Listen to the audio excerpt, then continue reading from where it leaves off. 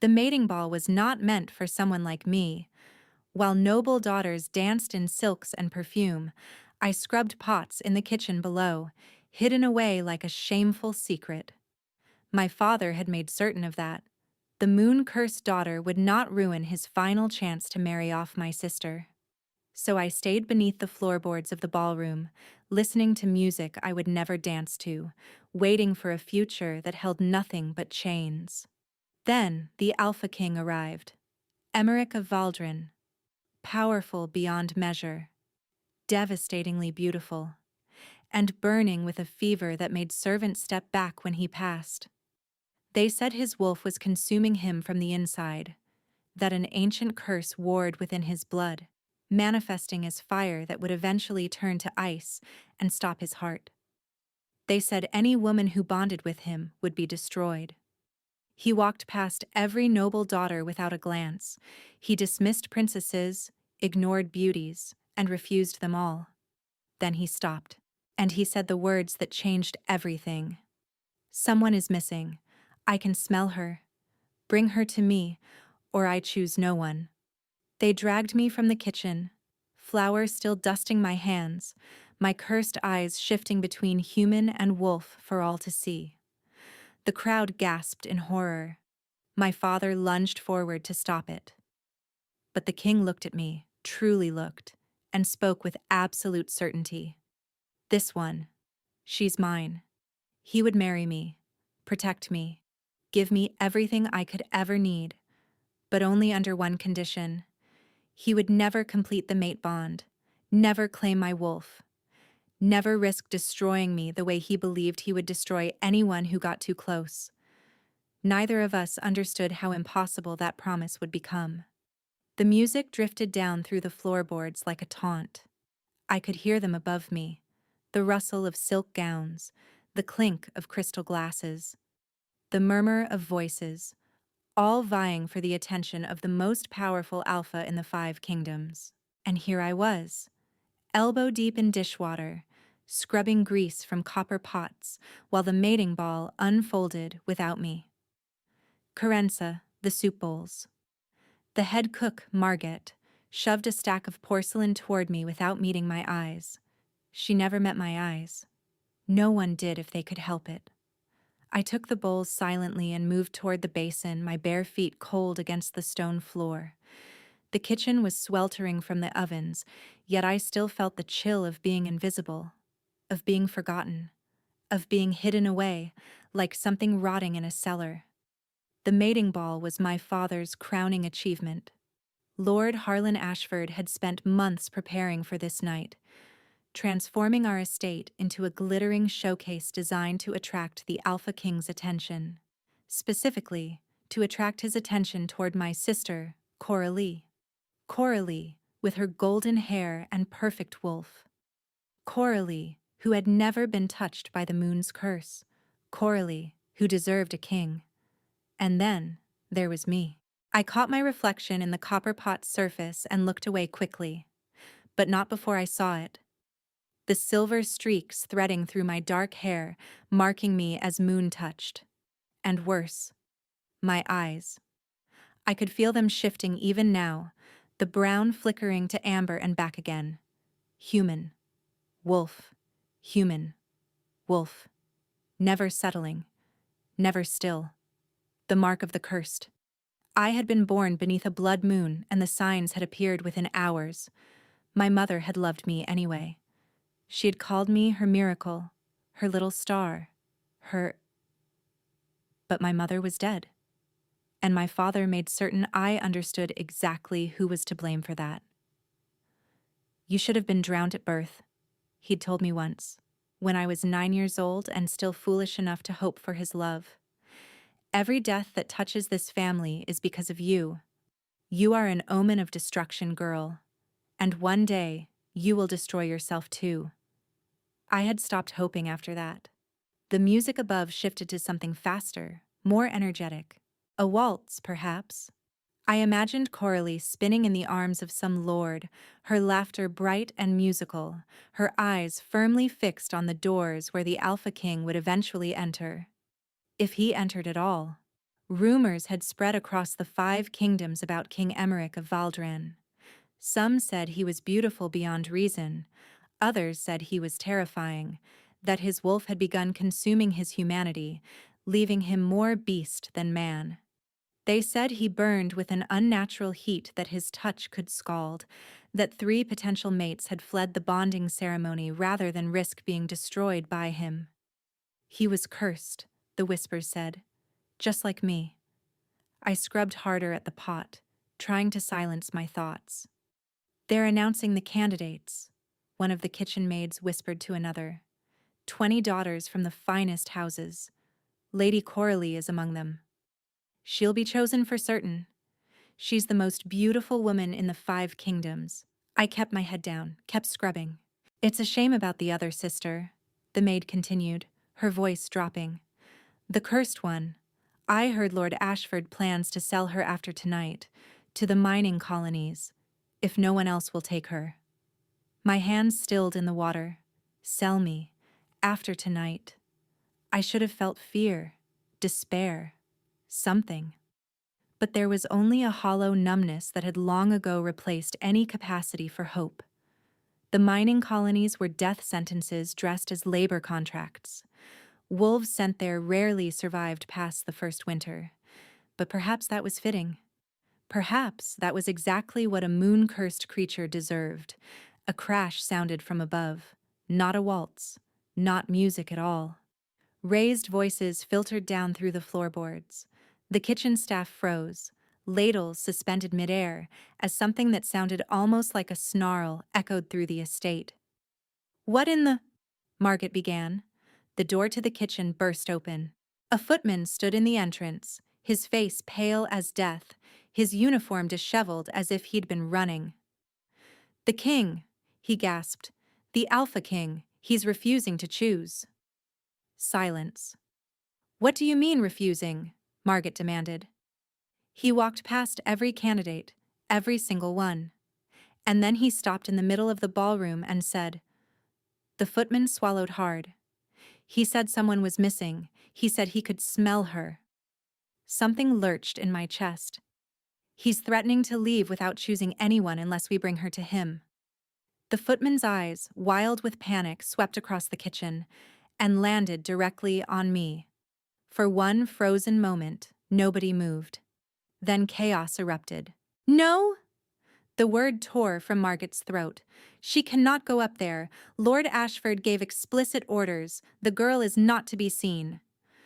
"The Alpha King is threatening to walk out," the footman hissed. "Do you understand what that means? Every house in attendance will blame Lord Ashford for the insult. Our master will be ruined." "Then let him be ruined." Margaret stepped in front of me, her bulk blocking the footman's path. "That girl is cursed, moon-touched. If the king sees what she is, he's already caught her scent." The footman's voice cracked. "He knows she exists. He knows we're hiding her. And he is furious." I stood frozen at the basin, soap suds dripping from my trembling fingers. My pulse stuttered against my ribs like a wild thing trying to escape its cage. He smelled me. That was impossible. I was 3 floors down, buried beneath stone and servants and the overwhelming aroma of roasted meats. No wolf should have been able to detect a single person's scent through all of that. Unless his wolf was as powerful as the legends claimed. "I'll go." The words left my mouth before I could stop them. Every head in the kitchen turned toward me. "Absolutely not!" Margaret snapped. "Your father will have my head." "My father plans to sell me to the mining colonies tomorrow." My voice was steadier than I expected. "Whatever awaits me in that ballroom cannot be worse than what awaits me after. Let me go." The footman was already nodding, relief flooding his features. "Quickly, before the king loses patience entirely." Margaret grabbed my arm as I passed. "Child," she murmured, "cover your eyes. Don't let them see. If you show them what you are—" "I know," I said quietly. "I know what I am." I pulled free and followed the footman up the stairs. The noise hit me first. Hundreds of voices, all talking over each other. The controlled elegance of the ball shattered into something raw and panicked. As we climbed toward the ballroom, the temperature rose sharply. Heat. Unnatural, suffocating heat, rolling down the corridor like a wave. Him, I realized. The king. The one they said burned from the inside. The ballroom doors loomed before me, gilded and enormous. The footman pushed them open, and I stepped into the light. Silence crashed over the room like a physical force. Hundreds of faces turned toward me, lords and ladies, alpha nobles, my father, my sister. All of them staring at the kitchen girl with flour on her dress and soap still glistening on her skin. But I wasn't looking at them. I was looking at him. Alpha King Emmerich of Valdrin stood in the center of the ballroom, surrounded by empty space. Nobody dared approach him. The air around him shimmered with heat, and even from 20 feet away, I could feel it pressing against my skin like an open flame. He was beautiful. Beautiful in the way a wildfire was beautiful. Devastating and dangerous and impossible to look away from. Dark hair fell across his brow, and his eyes were the color of molten amber, bright and burning with something that looked almost like madness or desperation. Those blazing eyes locked onto me the moment I entered. The entire room held its breath, and then he moved. I expected violence, expected demands, expected him to snarl, to shout, to ask why they had hidden me from him. Instead, he simply walked toward me with slow, measured steps, the crowd parting before him like water around a stone. The heat intensified with every step. By the time he stopped in front of me, I was fighting not to flinch from the warmth radiating from his body. He was close enough that I could see the beads of sweat on his brow. Close enough that I could smell him. Smoke and cedar and something wild beneath. "Look at me," he commanded. It wasn't a request. The alpha power behind those words was absolute, inescapable. My head lifted before I could stop it. Our eyes met, and something inside me cracked. My wolf, the fractured, moon-cursed thing that had never functioned properly, suddenly surged forward with a howl that echoed through my entire being. My eyes shifted without my permission, flickering rapidly between human brown and wolfish amber. I heard the gasps, heard my father's strangled shout of horror, heard my sister's cry of disbelief. But the king said nothing. He simply studied me with that searing gaze, his expression utterly unreadable. The heat pouring off him was almost unbearable now, like standing too close to a furnace. "They hid you," he said finally, his voice low and rough. "Yes, Your Majesty," I breathed. "Why?" Before I could answer, my father shoved his way through the crowd. "Your Majesty, please, you must understand. This creature is cursed, moon-touched. She brings death to everything she—" "I wasn't asking you." The king didn't even look at him. Those fierce eyes remained fixed on me. "I was asking her." My throat tightened. "I am not what they wanted you to see, Your Majesty. I am not beautiful. I am not pure. I am not—" "You are magnificent." The word struck me like a physical blow. I searched his face, certain I had misheard. "This one." He turned to address the room, and his voice carried to every corner. "She is my choice." The silence shattered into chaos. "Your Majesty, you cannot. She is cursed. Think of the bloodline. Enough!" The king's roar silenced every voice in the room. The heat spiked violently, and several nobles stumbled backward, shielding their faces. "I have made my choice. Question it again, and I will consider it a personal challenge to my authority." Nobody spoke. Nobody dared. The king turned back to me, his expression softening by a fraction. Though soft was a relative term for a face that looked carved from stone and firelight. "What is your name?" he asked quietly. "Carenza," I managed. "Carenza Ashford. Carenza." The way he said it made my wolf keen with longing. You will be my mate, my queen. You will want for nothing. The words should have filled me with joy.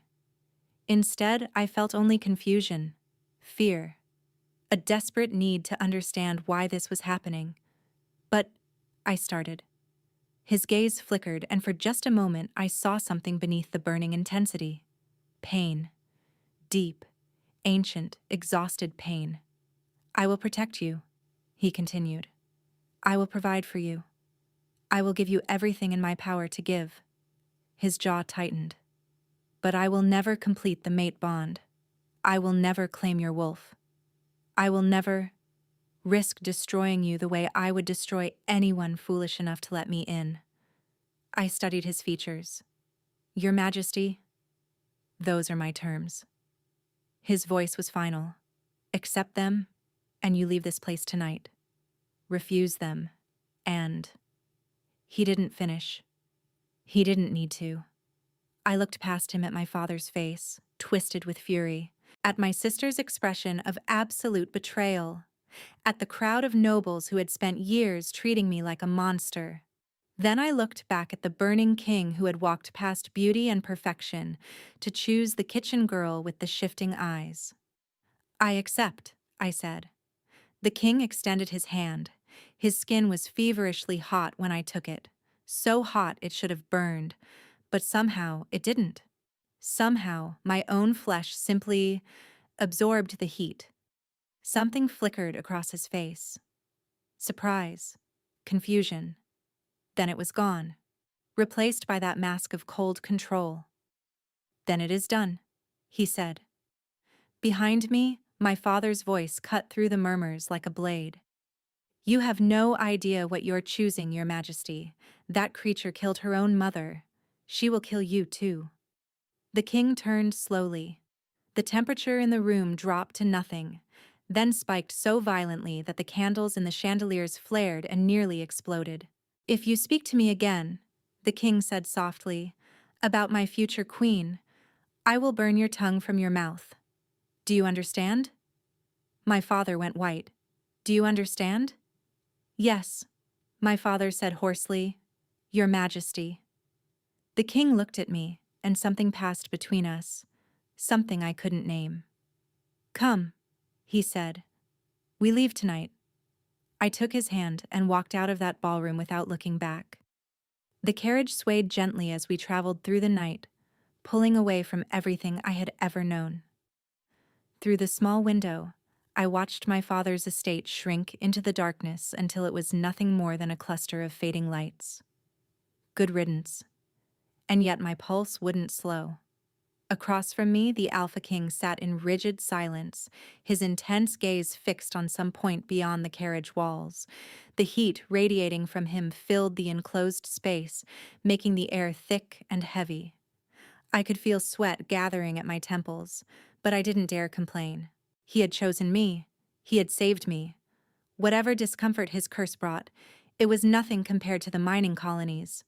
Nothing compared to a lifetime of servitude or an unmarked grave.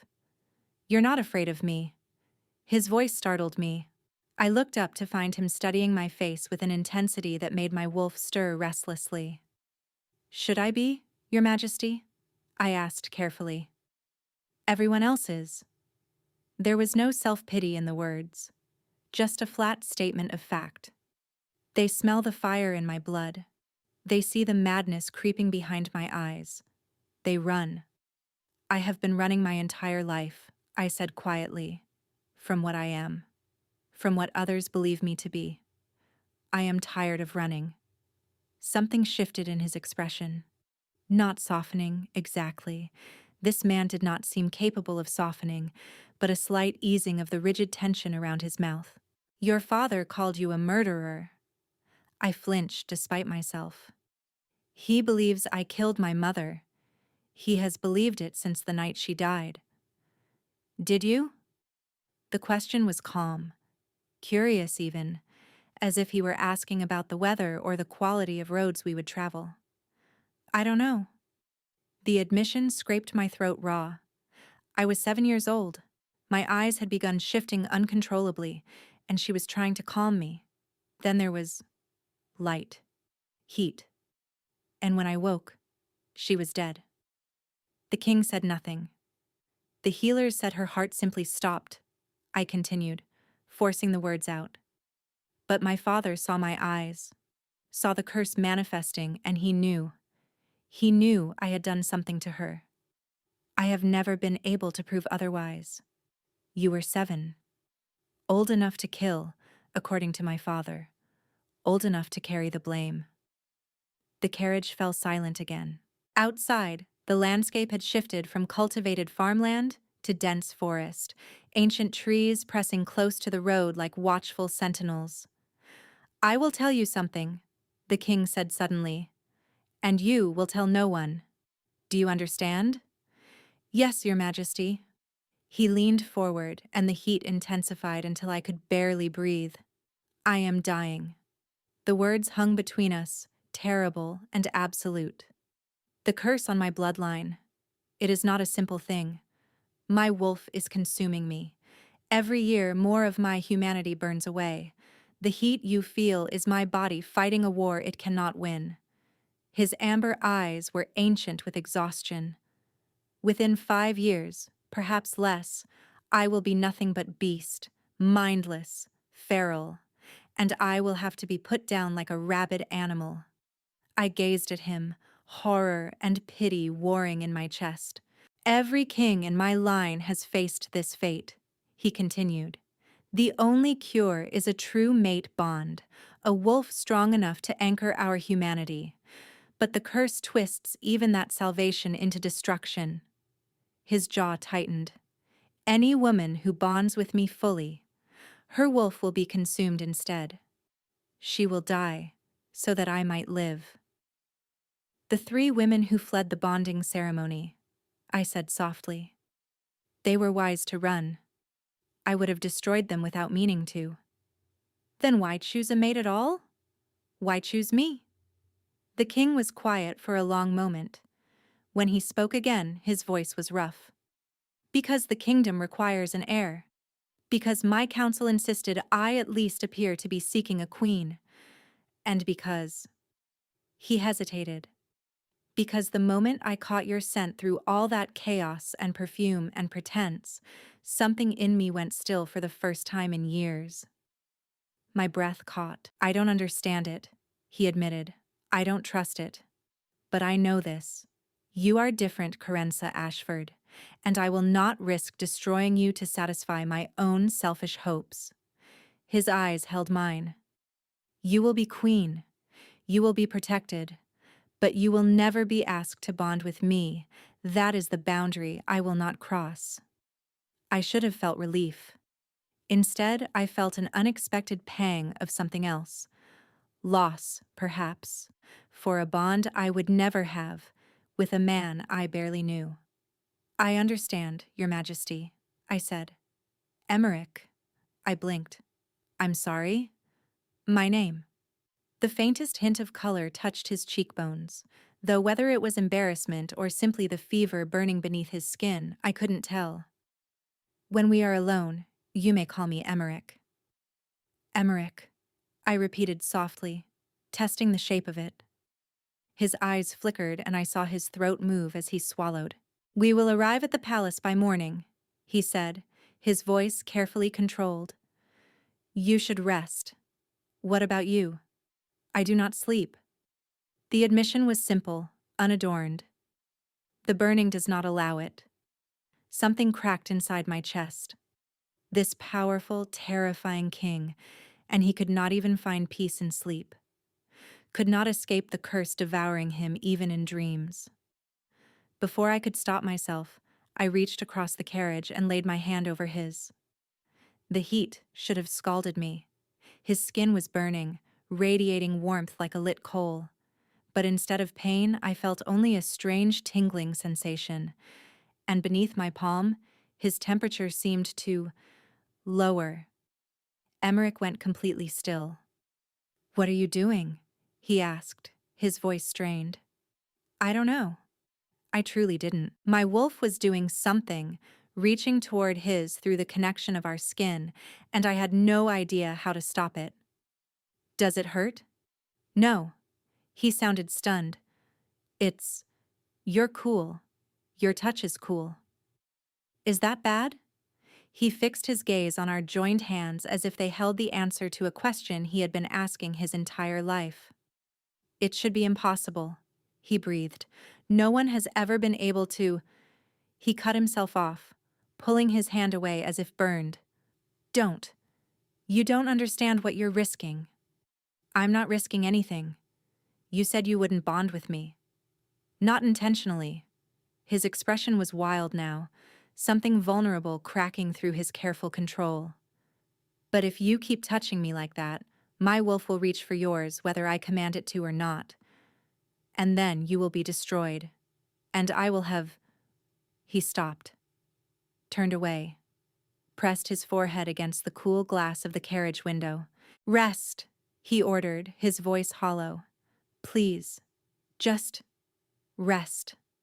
I pulled my hand back, feeling the loss of that strange connection like a physical ache. But I didn't argue. I curled into the corner of the carriage, watching the burning king fight a battle against his own body, and wondered what I had gotten myself into. The palace of Valdrin was nothing like I had imagined. Where my father's estate had been all guilt and ostentation, this structure was carved from living stone, massive granite walls that seemed to grow from the mountain itself, softened by centuries of ivy and the silver shimmer of waterfalls cascading down the cliffs behind it. It was wild, ancient, beautiful in a way that made my wolf stir with longing. Home, something whispered inside me, though that was impossible. I had never had a home. Servants lined the entrance as the carriage rolled to a stop, their faces carefully blank as they observed their king's unexpected bride. I saw the flicker of their eyes, taking in my flower-stained dress, my untidy hair, my shifting gaze. But none of them sneered, none of them flinched. They are loyal, Emmerich said, as if reading my thoughts, and they have been instructed that you are to be treated with the same respect afforded to me. They don't know what I am. They know what I have told them, that you are my chosen mate, and their future queen. He stepped from the carriage and turned to offer his hand. That is enough. I took it, feeling that strange cooling sensation pass between us again. His eyes flickered, but he said nothing. The next 2 days passed in a blur of preparations. I was bathed in rose-scented water by gentle hands, dressed in gowns softer than anything I had ever worn, given chambers larger than my father's entire ground floor, with windows overlooking the waterfalls and a bed so vast I could have gotten lost in it. And I was given attendants who never met my eyes. Not because they were afraid, I realized on the second day, but because Emmerich had ordered them not to look. To protect my privacy, to ensure I was never made to feel exposed or judged. The thoughtfulness of it made my throat tight. On the morning of the third day, I was summoned to the throne room for the formal betrothal announcement. I entered to find the chamber packed with nobility, wolves from across the 5 kingdoms who had come to witness the king's shocking choice. The whispers started the moment I appeared. That's her? The kitchen girl? Look at her hair, the silver markings. She's moon-cursed. What was he thinking? I kept my chin high, my eyes fixed on the raised dais where Emmerich sat. He was watching me with an expression I couldn't read. And beside him, to my horror, stood my father. Lord Harlan Ashford had somehow arrived before me. His face was arranged in an expression of fatherly concern, but his eyes burned with hatred as they tracked my approach. "Ah, there she is," my father said, his voice carrying across the hall. "My dear daughter, Your Majesty, before this proceeds, I must once again beg you to reconsider. This girl is not fit to be your queen." The whispers intensified. Emmerich did not move, did not blink. "You were not invited to speak, Lord Ashford. But as her father, I have the right to object to any betrothal.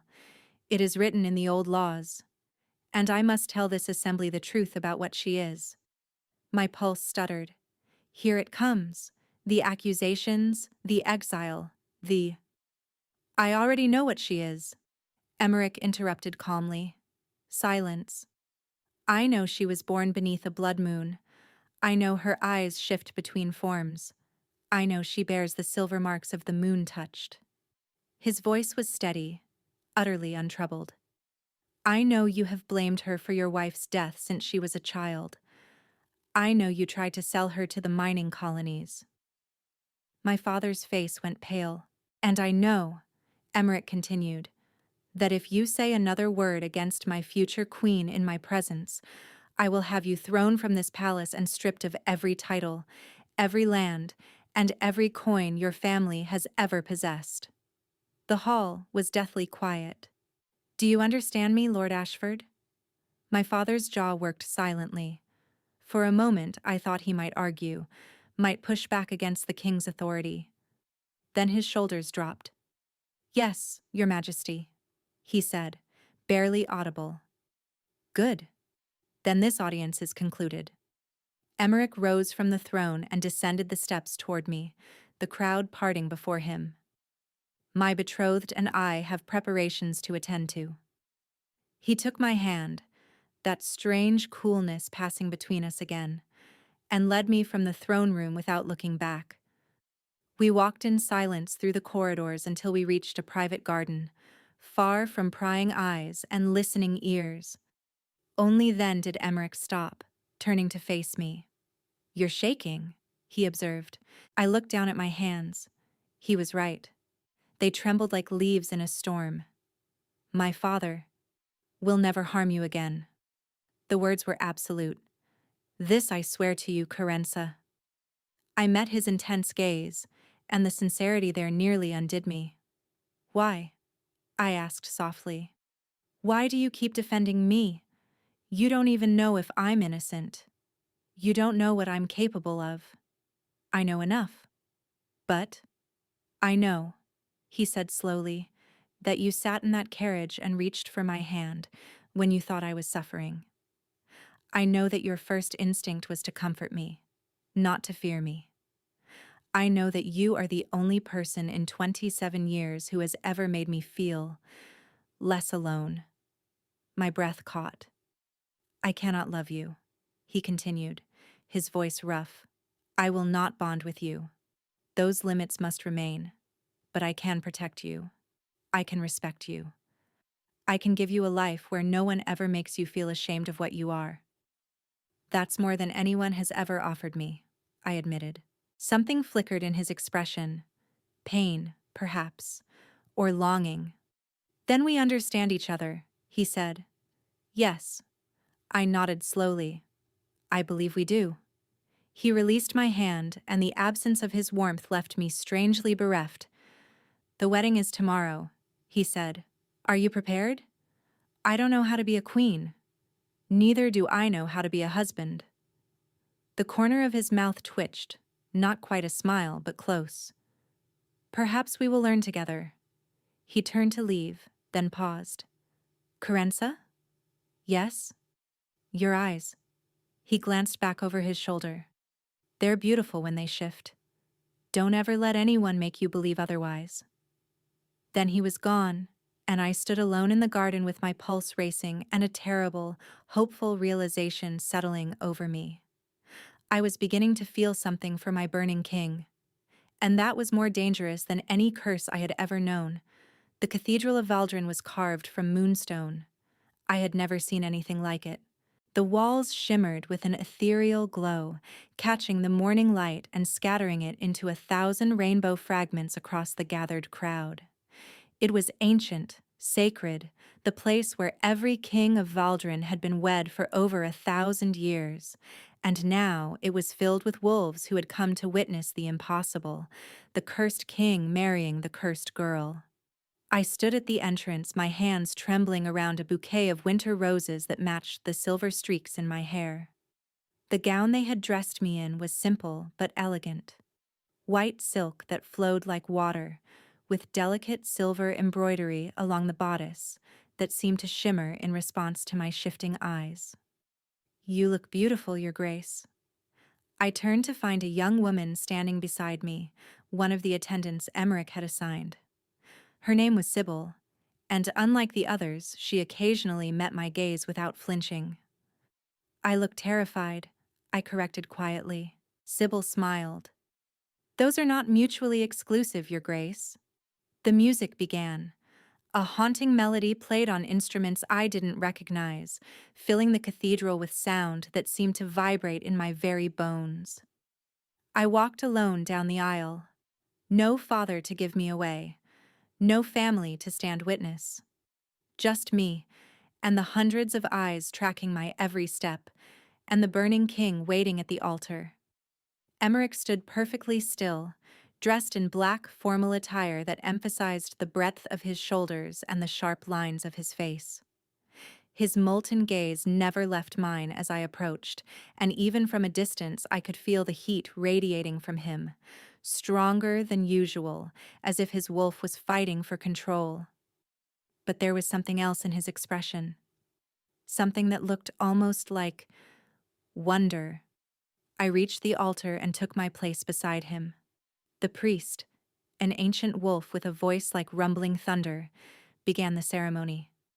I barely heard the words. I was too aware of Emmerich's presence beside me, the way his hand brushed mine as we exchanged rings, the way his voice roughened when he spoke his vows.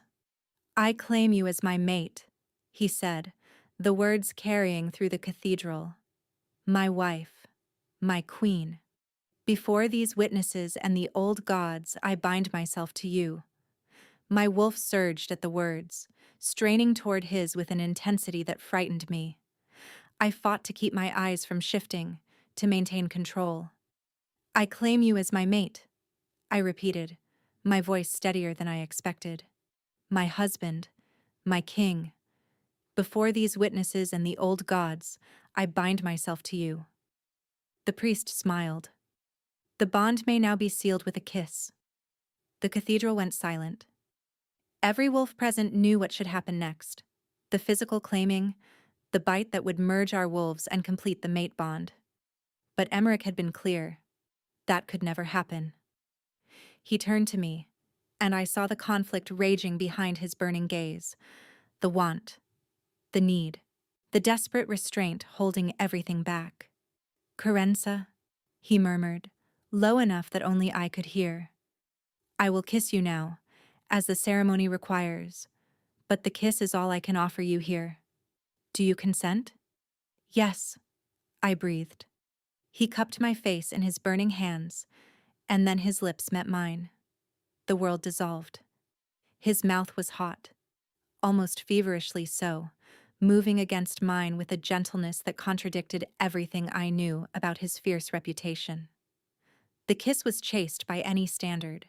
No tongue, no demand, just the soft press of his lips against mine. But something happened anyway. My wolf howled. His wolf answered. And for one terrifying, exhilarating moment, I felt them brush against each other. Two broken creatures reaching through the darkness, desperate for connection. Then Emmerich pulled back sharply, his breath ragged. "That's enough," he said, his voice strained. "That has to be enough." I nodded, though my legs had gone weak and my body trembled. The crowd erupted in polite applause, but I could see the confusion on their faces. Where was the bite? Where was the claiming mark? What kind of marriage was this? Emmerich took my hand and led me from the cathedral without explanation. The wedding feast passed in a blur of faces and congratulations I didn't remember. By the time we reached our chambers, separate chambers, as Emmerich had promised, night had fallen, and my exhaustion had settled into my bones like lead. But I couldn't sleep.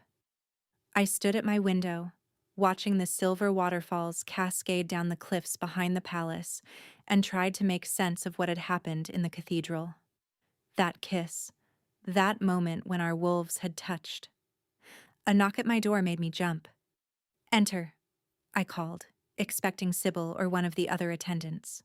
Instead, Emmerich stepped inside. He had changed from his formal attire into simpler clothes, dark trousers and a loose white shirt that hung open at the collar, revealing the strong column of his throat. His hair was disheveled, as if he'd been running his hands through it repeatedly. And he looked uncertain. The powerful Alpha King, uncertain. "I thought you might be awake," he said quietly. "I couldn't sleep." Neither could I. He hesitated in the doorway. "May I come in? This is your palace. You can go wherever you wish. It's your chamber, and I will never enter without your permission." The consideration in those words made my chest ache. "You may enter," I said softly. He stepped inside, closing the door behind him. For a long moment we simply stood there, watching each other across the moonlit room. "What happened in the cathedral?" he began. "During the kiss? Did you feel—" "Our wolves touched," I finished. "Yes, I felt it." His jaw tightened. "That should not have been possible. The bond cannot form without the physical claiming. Perhaps our wolves don't follow the rules." A ghost of a smile flickered across his face. "Perhaps not." He moved closer, and I felt the temperature in the room rise. Not uncomfortably, more like standing near a hearth on a cold night. Warm, comforting. "I should not have come," he admitted. "I should have stayed away and let you rest." "Then why did you come?" "Because I cannot stop thinking about you." The words seemed to surprise him as much as they surprised me. "Because my wolf has been pacing since the moment I left your side, demanding that I return. Because for the first time in years, the burning feels less." "Less?" "Quieter." He stopped an arm's length away, his fierce gaze searching my face. "When I am near you, it quiets." My wolf stirred, pleased by this revelation in a way I didn't fully understand. "May I try something?" I asked. "What?" Instead of answering, I reached out and placed my palm against his chest.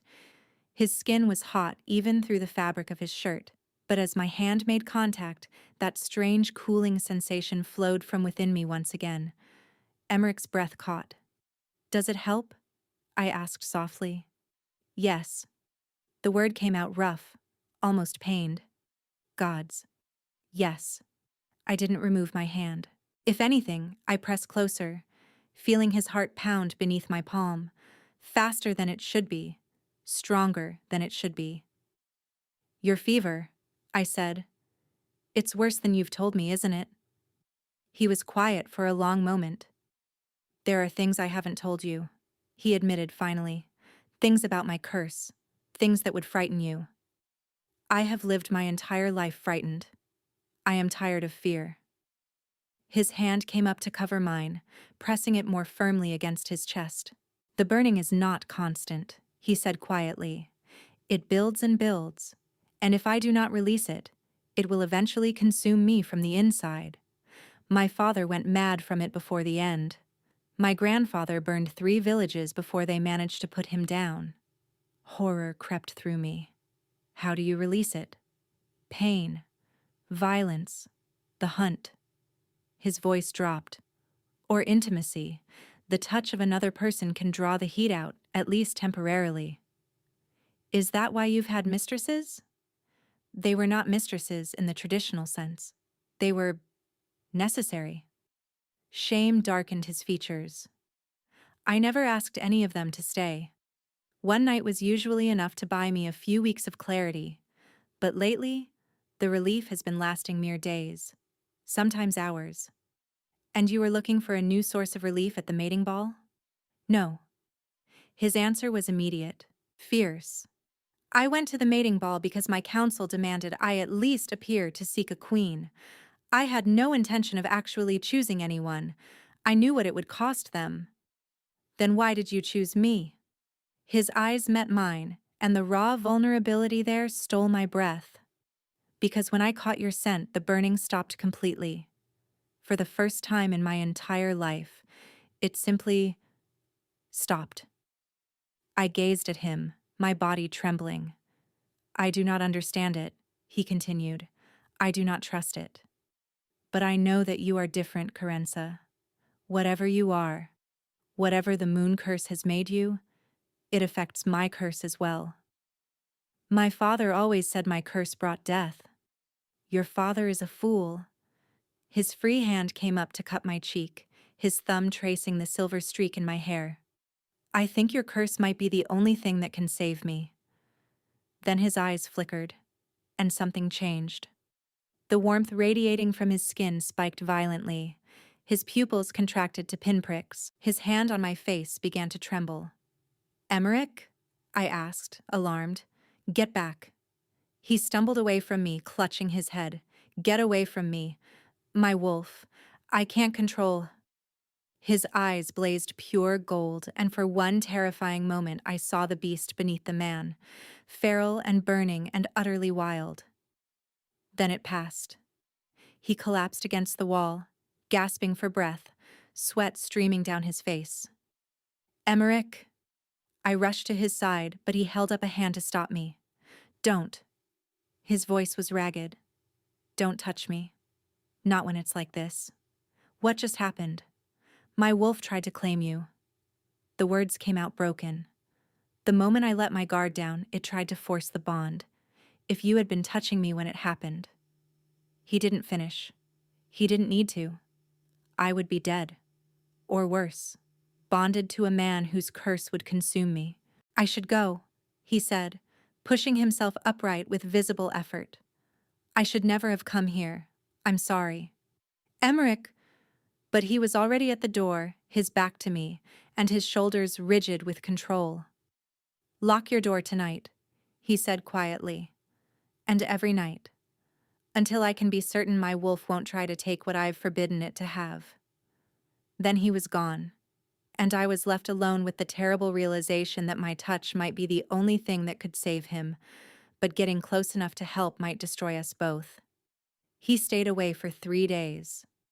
3 days of wandering the palace alone, of exploring libraries and gardens and endless corridors with only Sybil for company. 3 days of wondering if I had imagined everything, the kiss, the confession, and the moment his wolf had almost broken free. 3 days of my own wolf pacing restlessly, howling for a mate it could not have. On the 4th evening, I was sitting in my chambers, attempting to read a book about Valdrin's history, when a knock came at my door. My pulse leaped. Enter. Emmerich stepped inside, and I immediately saw the change in him. His skin was ashen, his eyes sunken. The fever burning beneath his flesh was visible now, a faint glow emanating from his very pores. You look terrible, I said before I could stop myself. A hoarse laugh escaped him. I feel worse than I look. You've been avoiding me. I've been trying to protect you. By letting yourself burn from the inside, I stood, my book forgotten. You said my touch helps. You said the burning quiets when you're near me. And my wolf nearly claimed you against both our wills. His jaw tightened. I cannot risk that again. So instead you'll let yourself die? He flinched at the word, and I knew I had struck something true. You're getting worse, I said, stepping closer despite his warning look. The heat is stronger than when we arrived. How long do you have before it consumes you completely? Carenza. How long, Emmerich? The silence stretched between us, thick and suffocating. Months, he admitted finally. Perhaps less. The curse is accelerating. My legs nearly buckled. Months? I thought I had years. I was wrong. He looked away, his dim gaze fixed on nothing. That is why I chose a mate. Not for relief, not for companionship, but because the kingdom needs an heir, and I will not be able to provide one if I wait much longer. The clinical nature of the statement should have stung. Instead, I felt only determination. Then we try, I said. His eyes snapped back to mine. What? An heir. That's what you need. That's what you chose me for. My voice was steady, though my body trembled. We try to conceive one. Carenza, you don't understand. Intimacy with me is dangerous. The heat, the loss of control. You said your touch doesn't burn me the way it burns others. You said I cool you. I stepped closer still, until I was near enough to feel the waves of heat radiating from his body. Let me try. Let me help you. If my wolf tries to claim you again, then we stop. Immediately. But we have to try, Emmerich. We cannot simply wait for you to burn. He studied me for a long moment, the war between desire and duty playing openly across his features. Why? He asked finally. Why would you risk this for me? Because you're the first person who ever looked at my curse and called it beautiful. Because you stood between me and my father without hesitation. Because when you kiss me, my wolf feels whole for the first time in my entire life. But I couldn't say any of that. Not yet. Because you're my mate, I said simply, and mates protect each other. Something cracked in his expression, something raw and desperate and utterly unguarded. You deserve better than this, he said hoarsely. Better than a dying man and a contract marriage and a wolf that might destroy you. I don't want better. I want you. The words hung between us, more honest than I had intended. Emmerich closed his eyes, his hands clenched at his sides, and then, with a visible effort of will, he stepped forward and captured my mouth with his. This kiss was nothing like the one in the cathedral. This was heat and hunger and desperation, his burning hands tangling in my hair, his body pressing against mine with an urgency that stole my breath. I felt his fever spike, felt my own cooling energy rise from within me to meet it, and somewhere between the fire and the ice, we found a balance. His mouth moved down my throat, and I gasped at the sensation. His hands found the laces of my gown, fumbling with an eagerness that was almost endearing. Is this all right? He murmured against my skin. Yes. Gods. Yes. He carried me to the bed with a strength that belied his weakened state, and when we came together, his body covering mine, his heat sinking into my coolness, I understood at last what the mate bond was supposed to feel like. Not destruction, not consumption, completion. Afterward, we lay tangled together in the darkness, his arm draped across my waist, his breath warm against my shoulder. I should leave, he murmured. Stay. He went still. Carenza, stay the night. Just this once. I pressed closer to him, feeling his temperature drop to something almost normal. You're cool now.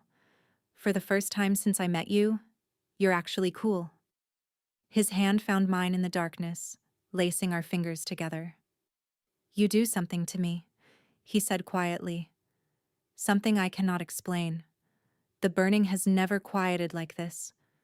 Not with anyone. Then stay. Let it stay quiet for one night. He was silent for so long I thought he might refuse.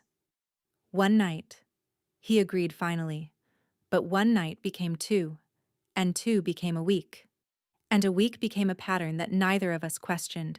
He came to my chambers each evening, sometimes for intimacy, sometimes simply to hold me while we talked.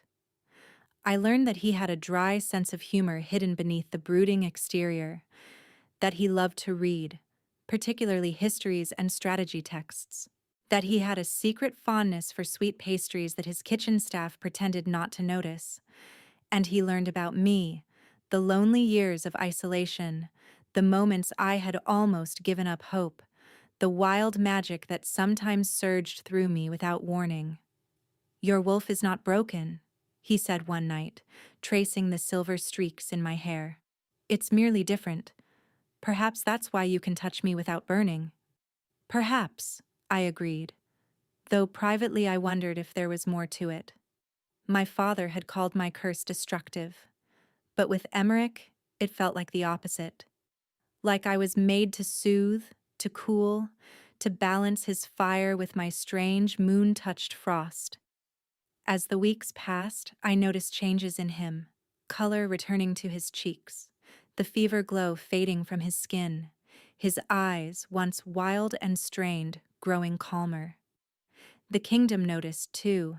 Advisors who had once watched their king with thinly veiled concern now relaxed in his presence. Servants remarked that the king seemed better, that his queen had worked some kind of miracle. If only they knew how fragile that miracle was. Because despite the improvement, despite the quiet nights and growing intimacy, one thing remained unchanged. We had not formed the mate bond. Our wolves brushed against each other constantly now, teasing, longing, and straining toward connection. But Emmerich maintained his iron control, pulling back each time the bond threatened to solidify. "I won't risk you," he said whenever I questioned it. "No matter how much better I feel." But I was beginning to wonder if the risk was truly as terrible as he believed.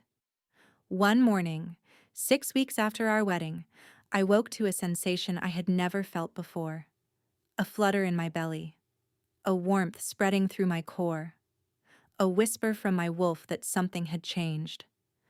I pressed my hand to my stomach, and I knew. I was carrying the Alpha King's child, and I had no idea how to tell him without revealing the other truth that had been growing alongside it.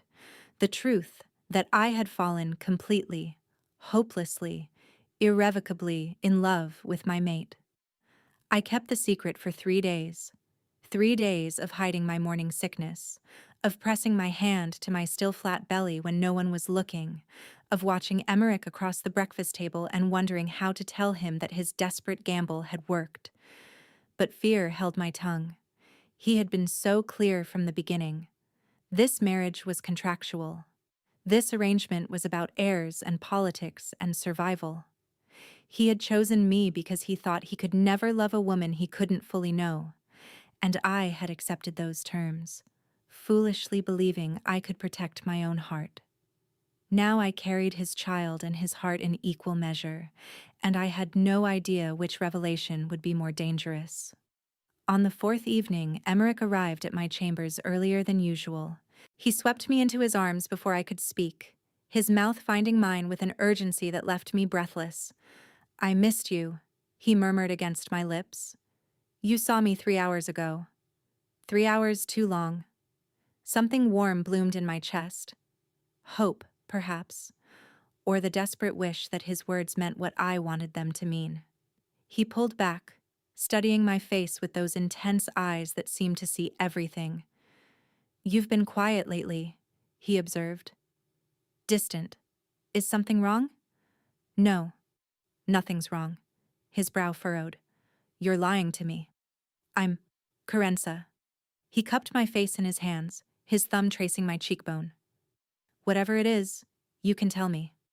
Have I done something to upset you?" "No. You've been perfect. Too perfect." "Then what?" "I'm pregnant." The words burst out before I could stop them. Emmerich went completely still.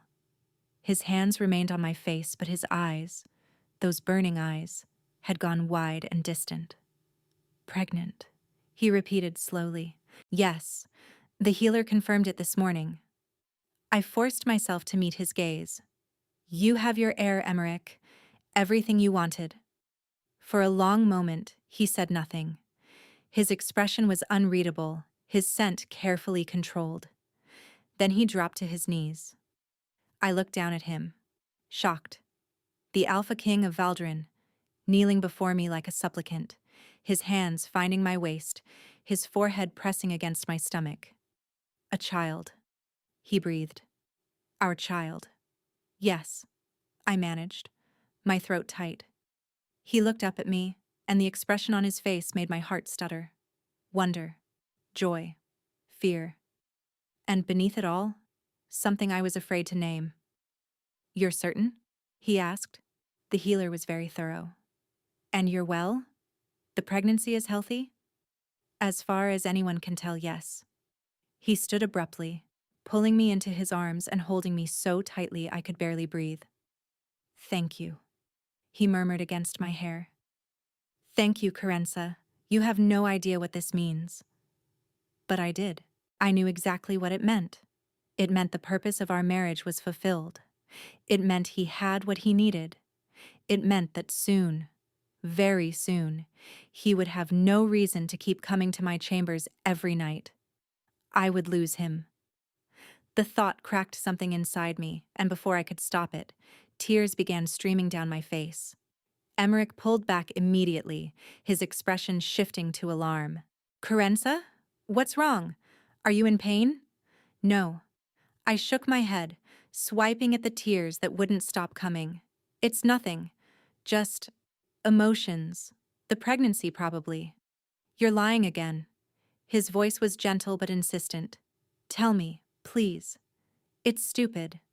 Nothing you feel is stupid. You're going to leave now." The words tore out of me, raw and broken. "You have your heir. The purpose is fulfilled. You said this marriage was contractual, that you wanted nothing more than children from me, and now—" "Stop." He gripped my shoulders, forcing me to look at him. "Is that what you think? That I would abandon you now that you're carrying my child? That's what you said, at the beginning. That once I gave you children, we would have nothing more to do with each other." I was a fool at the beginning. His blazing gaze held mine. "I didn't know you. I didn't understand what you would become to me." My pulse raced. "What have I become to you?" "Everything." The word fell between us like a thunderclap. "Gods help me, Carenza. You have become everything." I stood frozen, unable to breathe. "I thought I could control this," he continued, his voice rough. "I thought I could keep my distance, protect you from my wolf, treat this like the arrangement I claimed it was. But I can't. I don't want to." "Emmerich, I come to your chambers every night because I cannot stay away. I count the hours until I can see you again. When you're not near me, my wolf howls like it's dying." His hands tightened on my shoulders. "You asked me once why I defended you so fiercely. The truth is, I would burn the world for you. Every kingdom, every throne, every piece of myself. I would sacrifice all of it if it meant keeping you safe." "That sounds like love." He said the word like it was tearing him apart. "I love you, Carenza. I love you. And I have been lying to both of us by pretending otherwise." My tears fell faster now, but they were no longer tears of fear. "I love you too," I said softly.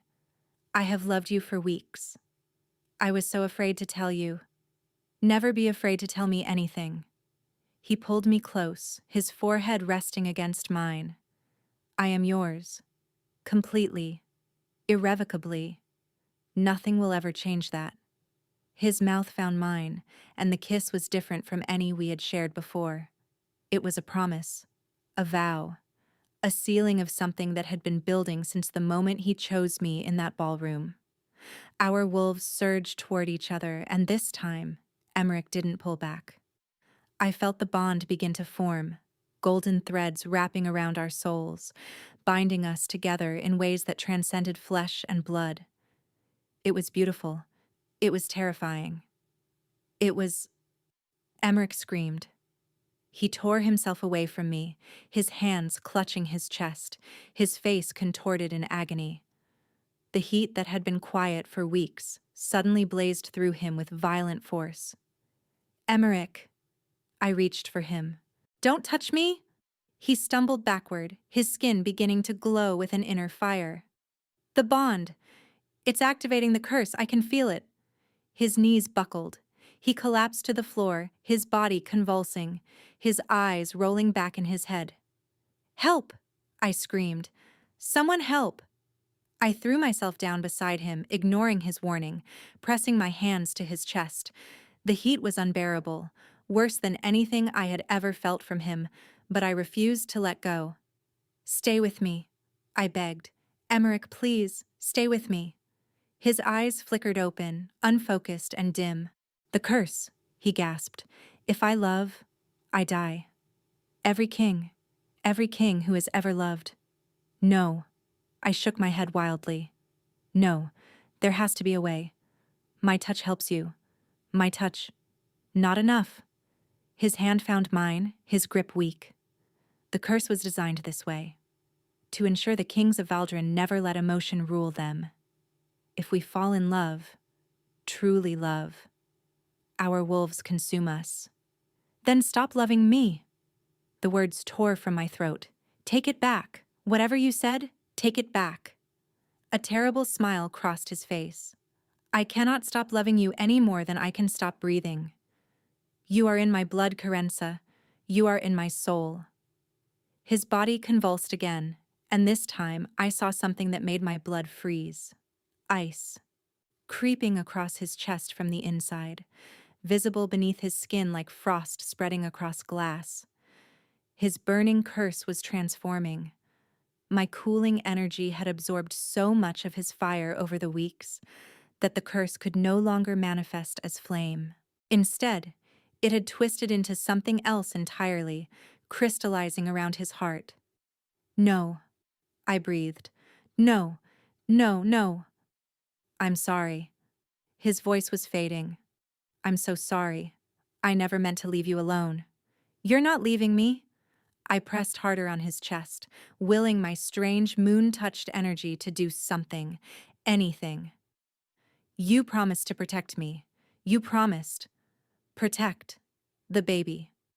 His eyes were closing. Tell our child. Tell them I loved them, before I ever met them. Emmerich! His hand went limp in mine. His chest stopped moving. And the Alpha King of Valdrin lay still and cold beneath my fingers, frost spreading across his heart like a death sentence I didn't know how to stop. Someone help me! My screams echoed through the corridors as servants came running. Guards burst through the door. Healers arrived within minutes, their faces going pale when they saw their king lying motionless on the floor, frost creeping visibly beneath his skin. What happened? The head healer demanded, kneeling beside Emmerich. The curse, I gasped. He said if he ever truly loved someone, his wolf would consume him. But it's not fire. It's ice. The burning has transformed into ice. The healer pressed her hand to Emmerich's chest and immediately recoiled. He's freezing from the inside out, she said, her voice barely steady. His heart is still beating, but barely. At this rate, he'll be completely frozen within days. Then do something. There's nothing I can do, Your Grace. Her eyes were filled with grief. This curse is ancient magic, far beyond any healer's ability to break. Only another curse of equal power could counter it. Another curse of equal power. My mind raced. The moon curse. My shifting eyes. The strange cooling energy that had always lived inside me. The thing my father had called destructive. The thing that had supposedly killed my mother. What if there was another curse? I asked slowly. What if someone with different magic could counter the ice? The healer shook her head. Your Grace, the king's curse is specific to his bloodline. It was designed by powerful witches centuries ago. Only magic of similar origin could... Witches. I grabbed her arm. The curse was created by witches? Yes. The first king of Valdrin made a bargain with a coven of moon witches. He wanted his descendants to be immune to emotional manipulation, to rule with pure logic and strength. But the witches twisted his wish into a curse. Any king who fell in love would have his own wolf turn against him. Moon witches. The word struck me like a physical blow. I was moon-touched. Born beneath a blood moon. Marked with silver in my hair and shifting eyes that never settled. Get me every book you have on moon witches, I commanded. Every text, every scroll, every scrap of information. Now. 3 days passed.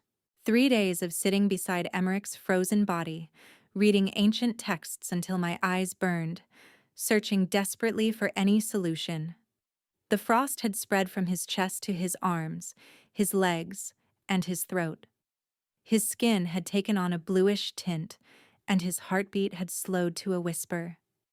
Our child grew inside me, a constant reminder of what I stood to lose. On the 4th morning, Sybil brought me a text that had been buried in the deepest archives of the palace library, A crumbling manuscript bound in silver leather. "The origin of the moon touched," I read aloud. The text was old, the language archaic, but as I worked through it, my blood ran cold. Moon-touched wolves were not cursed at all. They were descendants of the original moon witches, wolves who had been blessed with the ability to channel lunar energy, to balance extremes of heat and cold, to heal curses rather than create them. The silver markings were not a sign of destruction, they were a sign of power. The moon-touched are born to counter the curses their ancestors created. I read, my voice shaking. Their energy runs cool where cursed blood runs hot. Their touch can soothe what dark magic has inflamed. I fixed my gaze on the words, my mind reeling. I was not a curse. I was the cure. But if that was true, if moon-touched wolves were healers rather than destroyers, then what had really happened to my mother? I kept reading, and the answer made me sick. Moon-touched power must be trained from childhood, the text explained. If left uncontrolled, it can be volatile, surging in response to strong emotion. However, such surges are never fatal. The most an untrained moon-touched wolf can do is cause temporary discomfort or unconsciousness in those nearby. Not fatal. Never fatal. My mother's death had not been caused by my untrained power. It couldn't have been, which meant someone else had killed her. And there was only one person who had been present that night. Only one person who had spent my entire life convincing me I was a murderer. My father. I rode through the night, leaving Sybil to watch over Emmerich with strict instructions to send word immediately if anything changed. The journey to my father's estate took 6 hours on horseback. 6 hours of rage and grief and terrible clarity building inside me. By the time I arrived, dawn was breaking over the hills, painting the sky in shades of blood and gold. Guards tried to stop me at the gate. "I am the Queen of Valdrin," I said, my voice cold as the ice claiming my husband. "Stand aside or face the consequences." They stood aside. I found my father in his study, a glass of wine in his hand despite the early hour. He looked up when I entered, and his expression shifted from surprise to contempt. "Daughter, I didn't expect to see you again. The king is dying," I heard. He didn't bother hiding his satisfaction. "A shame, though perhaps now you understand why I tried to warn him about you. Everything you touch turns to death." "I didn't kill Mother." My father's hand tightened around his wineglass. "I found the texts," I continued, stepping closer. "The truth about moon-touched wolves. Our power cannot kill. At worst, we cause temporary unconsciousness." I stopped directly in front of his desk. "So tell me, Father, if my power didn't kill her, what did?" "You're grasping at fantasies," he scoffed. "You killed her with your cursed magic, just as you'll eventually kill that king of yours." I was 7 years old. I was terrified and confused, and my power surged. But all it should have done was knock her unconscious. My voice hardened. She should have woken up, unless someone ensured she didn't. For the first time, fear flickered in my father's eyes. "You're mad." "Am I?" I pulled the silver-bound book from my satchel and threw it on his desk. "It's all here, Father. The history of moon-touched wolves, the limits of our power, the truth you've spent my entire life hiding. That book proves nothing. It proves I couldn't have killed her, which means someone else did." I leaned forward, my shifting eyes boring into his. "What did you do to her?" "I don't have to listen to this." He stood abruptly, moving toward the door. "You smothered her." He froze. The words hung in the air between us, terrible and true. "While she was unconscious from my surge, you smothered her with a pillow." My voice broke. "You killed your own wife and blamed your 7-year-old daughter so you'd have an excuse to hate me. You have no proof." "I don't need proof." I stepped toward him. "I just need the truth." "Why? Why would you kill her?" For a long moment he said nothing. Then something shifted in his expression. the mask slipping away to reveal the monster beneath. Because she was going to leave me. I stared at him. Your mother discovered what I really am, he continued, his voice flat.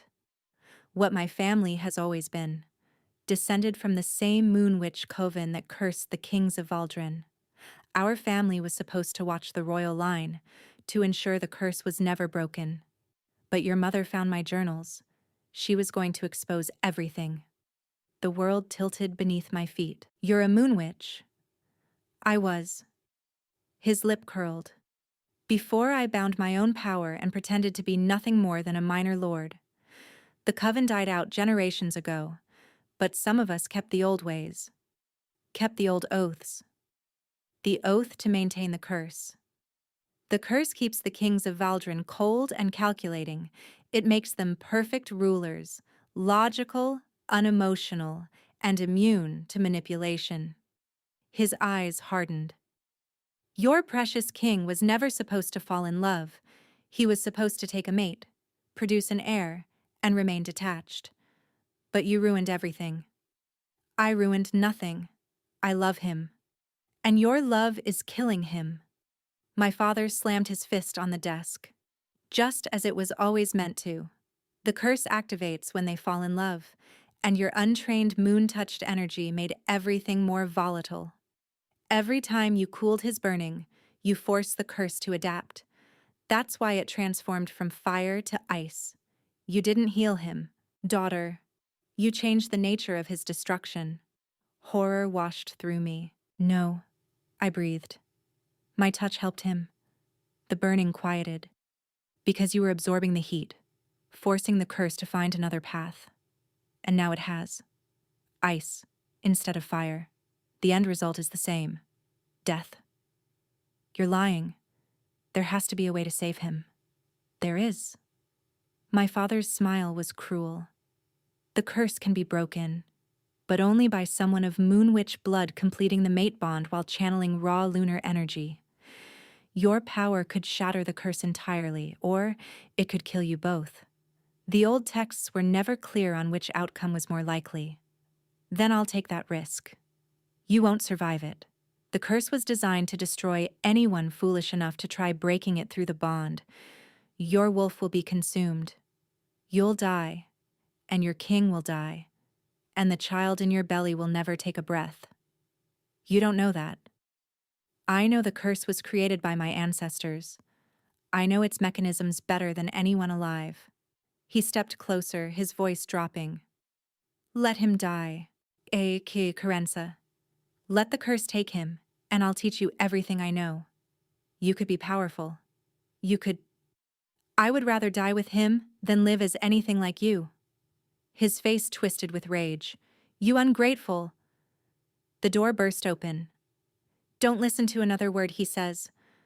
I spun to find my sister Coralie standing in the doorway, her face pale and her eyes wild.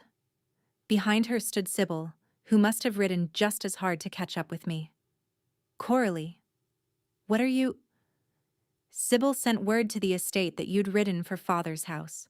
I came as fast as I could. She strode into the room, positioning herself between me and our father. He's lying to you, Carenza. He's been lying about everything. Coralie. Our father's voice carried a warning. This doesn't concern you. It concerns me because I was there. Coralie's voice shook. The night Mother died, I was hiding in the hallway. I saw everything. My chest constricted. She's delirious. Our father snapped.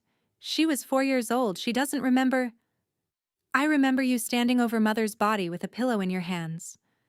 Coralie's tears were flowing freely now. I remember you looking at Carenza, unconscious on the floor, and saying, "Finally, a way to be rid of the cursed one." I remember everything, Father. I've just been too afraid to speak. You, ungrateful. I believed you. Coralie turned to me, anguish written across her features. For years, I believed him when he said you were dangerous. I was so young when it happened, and he told me I'd dreamed it, told me my memories were false. But when I heard you were here, when I realized what he was planning, what is he planning? He wants you to fail. Coralie's voice grew steady with conviction. He told you the bond attempt might kill you to make you afraid, but he left out the most important part. Moon-touched wolves who complete the mate bond with cursed bloodlines don't just have a chance at breaking the curse, they're the only ones who can. Our ancestors designed it that way as a failsafe. I looked at my father, and for the first time I saw him clearly. The hatred, the calculation. The monster who had murdered his wife and tormented his daughter and lied for decades to hide his own sins. "Guards!" I shouted. The Valdrin soldiers I had brought with me surged into the room, surrounding my father before he could move. "This man is under arrest for the murder of Lady Ashford and conspiracy against the crown," I announced, my voice steady despite the trembling in my hands. "Take him." "You'll never save your king!" my father screamed as they dragged him away. "The curse is too strong. You're too weak. You'll die, and your child will die, and everything you love will turn to ice." The door slammed shut behind him. Silence. Coralie approached me slowly, her eyes red with tears. "I'm sorry," she said softly. "I'm so sorry, Carenza. For everything. For believing him. For blaming you. For—" I pulled her into my arms and held her as we both wept for the years we had lost. But even as I grieved, a new determination was building in my chest. My father had tried to make me afraid. He had wanted me to believe I couldn't save Emmerich, that the attempt would destroy us both. But Coralie had given me the truth. I was the key, the failsafe, the cure that my ancestors had built into their own curse. And I would not let my mate die. "We ride for Valdrin," I said, pulling back from my sister's embrace. "Now, before it's too late." We rode back to Valdrin together, my sister and I, pushing our horses to their limits through the night. Coralie told me everything during the journey, how our father had manipulated her memories, convinced her that her childhood recollections were nightmares rather than truth. How he had poisoned her against me for years, ensuring she would never question his version of events. "He was so afraid you would discover your true power," Coralie explained. "Moon-touched wolves can break curses, Carenza. That's what we're actually born to do. He couldn't let you realize that. But he said my touch made Emmerich's curse worse, that I caused it to transform from fire to ice. He twisted the truth to frighten you. Think about it. Before you, the burning was killing him. With you, he had months of relief. You weren't accelerating his death. You were the only thing keeping him alive." Hope flickered in my chest, fragile and desperate. "But the ice. Is the curse trying to fight back against your healing? It transformed because your cooling energy was actually working. The curse couldn't burn him anymore, so it adapted. But adaptation isn't victory." She met my eyes. "You can break it, Carenza. I know you can. But you'll have to complete what you started." "What do you mean?" "The mate bond. You started to form it with him, didn't you? Before he collapsed?" "Yes, but—" "The bond wasn't what triggered the curse to attack. The curse was already active, lying dormant, waiting for him to fall in love. Your bond was trying to heal him, but it wasn't finished." Coralie squeezed my hand. "You have to complete it. Fully merge your wolf with his. Your moon-touched energy will flow through the bond and shatter the curse from the inside." "What if it kills me instead?" "It won't." Her voice was certain. "The curse was designed to destroy the kings of Valdrin and any ordinary wolf they bonded with. But you're not ordinary, sister. You're descended from the very witches who created the curse. You're the key to ending it. The fail-safe our ancestors built in, perhaps hoping that someday one of their descendants would choose love over duty. And you're certain? Father tried everything to keep you from discovering the truth. He killed our mother. He branded you a murderer. He tried to sell you to the mining colonies." Her expression hardened. "He was terrified of you, Carenza. Terrified of what you could do. That fear tells me everything I need to know. I burst into Emmerich's chambers to find him exactly as I had left him, pale, frozen, barely breathing, but still alive. "Leave us," I commanded the healers and servants. "Everyone out, now." They obeyed without question. I climbed onto the bed beside my mate, my husband, the father of my child. I pressed my palm against his frozen chest and felt the faint flutter of his heartbeat beneath the ice. "I know you can hear me," I said softly. "Somewhere in there, you're still fighting. So I need you to keep fighting just a little longer." I closed my eyes and reached for my wolf. She came willingly, more willingly than she ever had before. For the first time in my life, she didn't feel fractured or broken. She felt whole, ready, powerful in ways I was only beginning to understand. "I love you, Emmerich," I said aloud. "I claim you as my mate, my husband, my king, not because of a contract or an arrangement or a desperate bargain, because you are mine and I am yours, and nothing, not curses or kings or death itself, will take you from me." I opened myself to the bond. It was like plunging into a frozen lake. The cold hit me instantly, overwhelming, paralyzing. I felt the curse wrap around me, trying to drag me under, trying to freeze my heart the way it was freezing his. But my wolf rose to meet it. Lunar energy surged through my veins, silver and cool and ancient beyond measure. It poured through the bond, crashing against the curse like waves against a cliff, relentless and unstoppable. The ice fought back. I felt it clawing at me, trying to find purchase, trying to freeze me from the inside out. And for a terrible moment I thought it might succeed. Then I felt him. Emmerich's wolf, buried beneath layers of ice and curse and despair, reaching toward mine with desperate hope. Our wolves merged, truly merged, and the bond snapped into place with a force that shook my entire being. This was what my father had feared. This was why the curse couldn't destroy me the way it destroyed ordinary wolves. I wasn't fighting against the curse. I was unmaking it, using the same lunar energy that had created it centuries ago. Light exploded behind my eyes. I saw everything: his memories, his fears, his hopes, his love for me burning like a star at the center of his soul. I felt his wolf join with mine, two broken creatures becoming whole, and two curses canceling each other out. And I felt the ice begin to crack. It started at his heart, a small fracture spreading outward like cracks in a frozen pond. The frost retreated from his skin, melting away to reveal warm flesh beneath. Color flooded back into his cheeks. His breathing deepened. The curse shattered. I felt it go. Centuries of dark magic dissolving like mist in sunlight, releasing not just Emmerich but his entire bloodline from its grip. Somewhere in my belly our child stirred, freed from a curse they would never have to bear. Emmerich's eyes flew open. Carenza. My name on his lips was the most beautiful sound I had ever heard. "I'm here." I was sobbing now, tears streaming down my face.